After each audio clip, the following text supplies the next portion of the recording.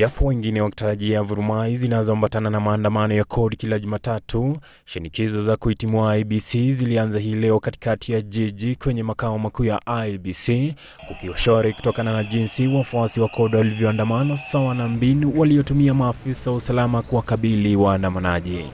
Jiji la Nairobi lilisalia tulivu kutoka alfajiri, japo baadhi waliendesha biashara zao kwa woga, wakihofia kutatizika kwa biashara kutokana na athari zilizopita za maandamano. Nje na ndani ya jumba la Anniversary shughuli ziliendelea kama kawaida. Maafisa wachache mno wa polisi wa kukabiliana na ghasia wakionekana kwa umbali wakishika doria, ila kwa kutoonyesha makali kama ilivyo kawaida yao. Baada ya kukongamana katika bustani ya Uhuru, viongozi na wafuasi wa CORD wakapitia jumba la Anniversary zilipo ofisi za IEBC bila kusema lolote au hata kusimama. Waandamanaji kadhaa wakionekana kuwakinga wenzao dhidi ya kuingia katika lango la IEBC. Wakati huo wote, maafisa wachache tu wa polisi wa kupambana na ghasia wakitazama kwa umbali, vifaa vyao leo vikikosa kazi ya kufanya.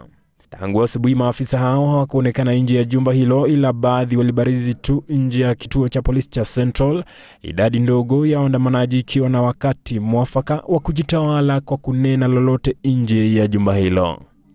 Joseph Njane, Citizen Nipashe.